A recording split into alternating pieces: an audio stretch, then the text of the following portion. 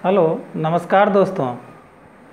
आज मैं आपके सामने एक भक्ति रस की कविता लेकर आया हूँ, जिसमें मैंने श्री कृष्ण के बाल स्वरूप का उस रूप का वर्णन किया हूँ जिस समय गोपगण यमुना में निर्वस्त्र होकर के नहाती है और कृष्ण अपने सभी बाल सखा के साथ उनके वस्त्रों को चुरा लेते हैं। हालांकि प्रभु के गुणों का वर्णन करना मेरे ख्याल से किसी के बस में नहीं है। दुनिया में उतना शब्द ही नहीं है, ना ही उतना कागज है जिसमें कि प्रभु के गुणों का वर्णन किया जाए। फिर भी मैं अपनी लेखनी से जो भी चंद शब्द जुटा, मैंने कृष्ण के उस स्वरूप का वर्णन किया जिसमें उन्होंने गोपियों को शिक्षा देना चाहती है कि जल को अपवित्र नहीं करना चाहिए।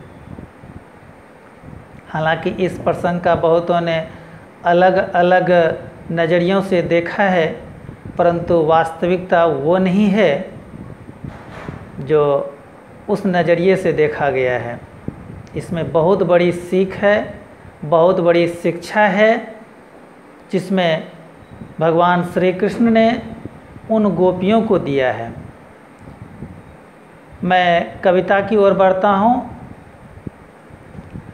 चला कृष्ण यमुना तट पर गोपियों को सबक सिखाने, चला कृष्ण यमुना तट पर गोपियों को सबक सिखाने, बाल सखा को साथ लिया गोपियाँ जब पहुँची नहाने। जब गोपियाँ नहाने यमुना तट पर पहुँची तो कृष्ण भी उनका पीछा करते करते अपने साथियों के साथ वहीं चला।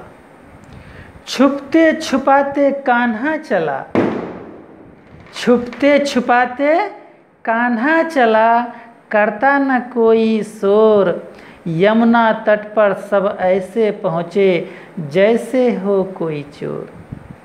ऐसे भी उनका नाम माखन चोर रखा गया है। और यहाँ प्रभु ऐसे छुपते छुपाते चले हैं कि उन्हें कोई नहीं देख पाता है। गोपियाँ अपना नहाने में मग्न है। वही कह रहे हैं कि छुपते छुपाते कान्हा चला, करता न कोई शोर, यमुना तट पर सब ऐसे पहुँचे जैसे हो कोई चोर। डाल पर वो छुपकर बैठा, चुपके से जाकर के डाल पर छुप के बैठ गया। डाल पर वो छुपकर बैठा, पत्तों को बनाया अपना ढाल। डाल पर वो छुपकर बैठा, पत्तों को बनाया अपना ढाल। मन सुखा तुम सब नीचे रहो, मन सुखा तुम सब नीचे रहो और देखो मेरा कमाल। अपने दोस्त मनसुखा को बोला कि तुम सब नीचे रहो, मैं डाल पर जाकर के बैठता हूँ और तब फिर देखो मैं क्या करता हूँ। नहा रही थी गोपियाँ यमुना में, नहा रही थी गोपियाँ यमुना में, सुध बुध खो के सब अपना सुध बुध खो के मग्न होकर के नहा रही थी। सब नहा रही थी गोपियाँ यमुना में, सुध बुध खो के सब कोई, नहीं जानती कोई भी, नहीं जानती कोई भी, छुप कर देख रहा उसे कोई। यहाँ तो कान्हा छुप के सब देख रहा है। इशारा मात्र से कृष्ण का, अब क्या होता है देखिए, इशारा मात्र से कृष्ण का बाल सखा सब समझ जाता। नीचे जितना दोस्त था मनसुखा के साथ, कृष्ण का इशारा पाते ही सब कुछ समझ गया। इशारा मात्र से कृष्ण का बाल सखा सब समझ जाता, एक एक कर वस्त्र उठाकर कृष्ण को सब देते जाता। नीचे से एक एक करके वस्त्र उठा रहे हैं और उठा के प्रभु जहाँ डाल पर बैठे हैं उनको दे रहा है। सारा वस्त्र उठा करके डाल पर दे दिया और कृष्ण सबको लेकर के चुपचाप वहाँ ऊपर बैठ गया है। वस्त्र पाट पर न देख कर, अब गोपियाँ जब इधर उधर देख रही है तो देखती है कि उनका वस्त्र है ये नहीं है पाट पर। वस्त्र पाट पर न देख कर गोपियाँ चकित रह गई। कहाँ गया कौन ले गया, कहाँ गया कौन ले गया, बात अब तक समझ में नहीं आई। ये वस्त्र कहाँ गया कौन लेके गया, ये बात उन लोगों को अभी तक समझ में नहीं आई। नज़र दौड़ाई गोपियाँ इधर उधर पाट पर, नदी के किनारे जमुना के किनारे देखने लगी पर कोई दिखाई नहीं दिया। नज़र दौड़ाई गोपियाँ इधर उधर, सब तट था खाली के खाली। नज़र दौड़ाई गोपियाँ इधर उधर, सब तट था खाली के खाली। सब लीला देख कृष्ण ने हाथ में उठा ली अपनी मुरली। जब गोपियों को देखा कि सब त्राहिमाम कर रही है, इधर उधर नज़र दौड़ा रही है, परेशान हो रही है, अंत में प्रभु अपना मुरली उठाए। अब देखिए, और मुरली में सुर दे दिया, मुरली बजाना शुरू कर दिए। सुनते ही मुरली के मधुर सुर, सुनते ही मुरली के मधुर सुर सबको समझ में आ गई। नज़र पड़ा जब पैर पर, कृष्ण दिया सबको दिखाई। जैसे ही प्रभु ने अपना मुरली बजाना शुरू किए, सबकी नज़र उस ओर पड़ गया, कान्हा दिखाई पड़ गया। बाल सखा सब सामने आया, बाल सखा सब सामने आया। सारे गोपगण प्रभु कृष्ण के जो नीचे छुपके थे, अब सब कोई सामने आ गए। बाल सखा सब सामने आया, गोपियों की होने लगी ठिठाई। सब दोस्त मिल करके, जितनी गोपियां पानी में नहा रही थी, सबकी ठिठाई होने लगी। बाल सखा सब सामने आया, गोपियों की होने लगी ठिठाई।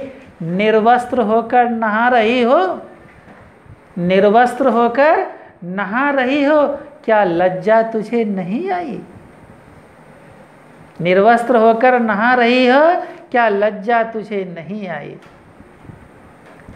इस बात पे गोपियां भी अपना उत्तर दिया कि नग्न स्त्री को नहाते देख तूने पलके नहीं झुकाई।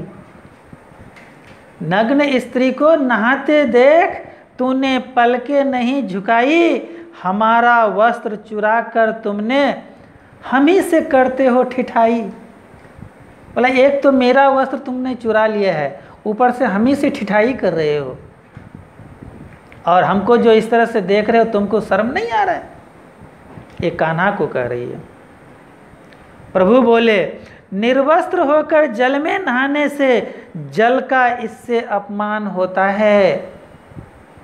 तुम लोग जो निर्वस्त्र होकर के यमुना में नहा रही हो, इससे यमुना जी का अपमान हो रहा है, जल का अपमान होता है।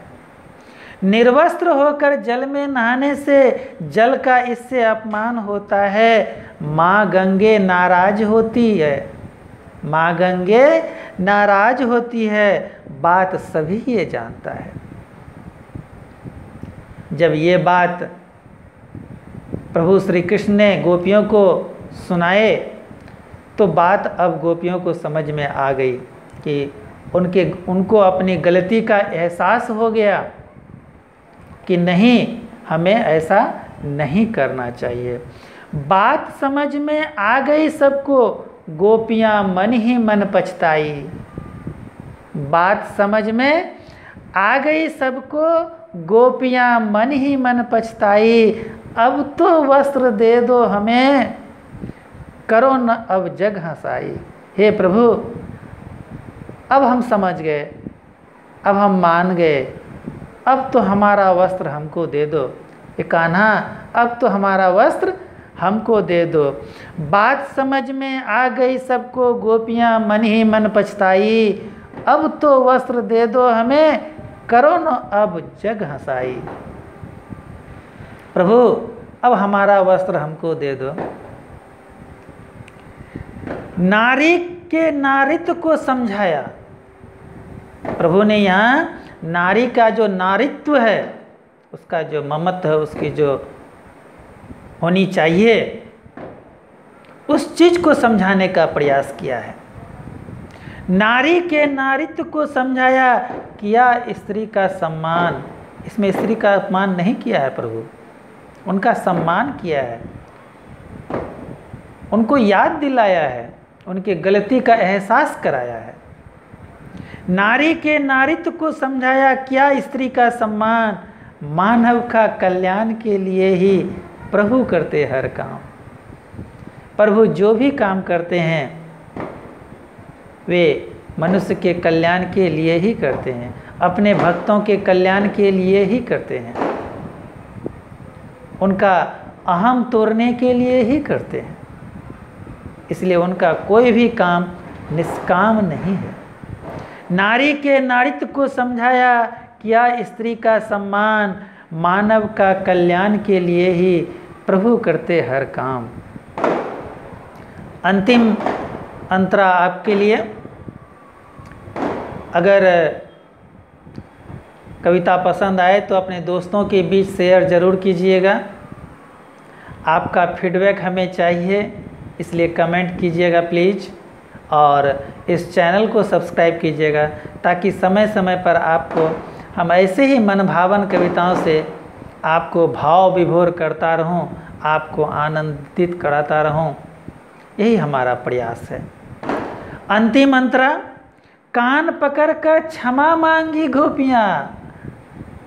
गोपियाँ अंत में कान पकड़ के कान्हा से क्षमा मांगने लगी। कान पकड़कर क्षमा मांगी गोपियाँ, बोली अब न करूँगी ऐसा काम। कान पकड़कर क्षमा मांगी गोपियाँ, बोली अब न करूँगी ऐसा काम। वस्त्र हमें दे दो कान्हा, वस्त्र हमें दे दो कान्हा, लौट चले हम अपना धाम। कान्हा, हम कान पकड़ के क्षमा मांगते हैं, अब हम ऐसा काम नहीं करेंगे, हमारा वस्त्र हमको लौटा दो, हम घर चलें।